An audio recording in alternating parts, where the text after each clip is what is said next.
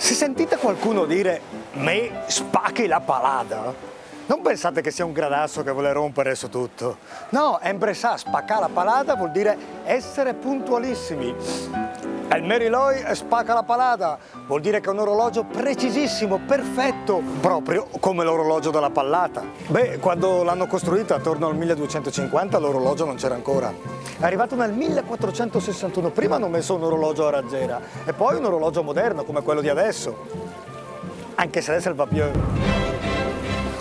Che bella la palada!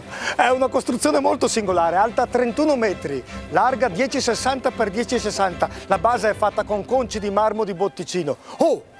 Lì c'è una pietra che raffigura Sant'Apollonio Vescovo. Qua invece c'è un bassorilievo che fa vedere San Giovanni. Qualcuno ha scomodato la dea Pallade, ma sembra che in realtà derivi da palada, termine medievale ad indicare palificazioni atte a contenere gli argini franosi dai corsi d'acqua. In questo caso qui passava il fossato Veder, poi detto Dragone, che adesso è il Gapieu. Oh, nei secoli qua ci hanno fatto un po' di tutto. Deposito del tesoro comunale o delle riserve annonarie, prigione delle donne. Un po' tutti quelli che ci conquistavano qua sopra ci issavano la loro bandiera. E da qui partiva la corsa delle mondane o delle meretrici, una corsa che attirava sempre una grandissima folla di persone e aveva il suo arrivo a porta bruciata.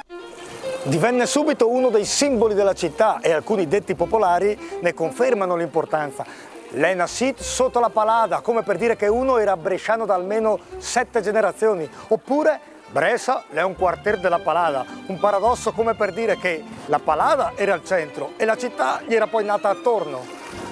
E poi c'è la fontana. Questa fu ordinata dal comune di Brescia all'architetto Bagnadore nel 1596. È una vasca molto artistica, ha da quante robe che è. Lì c'è un tritone che soffia l'acqua da 2 buccine. Questi 2 nudi rappresentano i fiumi bresciani che da sempre portano benessere alla città. Questo a destra è il Garza e questo a sinistra è il Mella. Sopra tutti troneggia una Brescia armata e seduta. Tutti sono muniti di una cornucopia ricolma e piena di frutta a significare l'abbondanza delle nostre terre. A proposito di abbondanza, scultica la storia che si racconta che nel 1497 vi fu a Brescia la visita di un personaggio molto importante, Caterina Cornaro, spodestata regina di Cipro, sorella di Giorgio che era il podestà in carica all'epoca.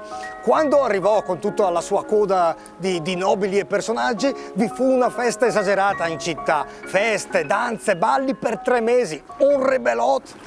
La regina venne ospitata presso la Pallata, nel palazzo di Ludovico Martinengo Colleoni, il quale in suo onore fece per un giorno intero, scultibè, sgorgare vino dalla fontana invece che acqua. Gli capite? Vino dalla fontana invece che acqua. Pensare all'esultanza del popolo. Oh, immagina che garespa chi Gioan Carafa o Rassega se era che papà noi. Del resto, come dice il proverbio, che sta bene a settimana è una cicefona damigiana. Passate una buona giornata, allegra.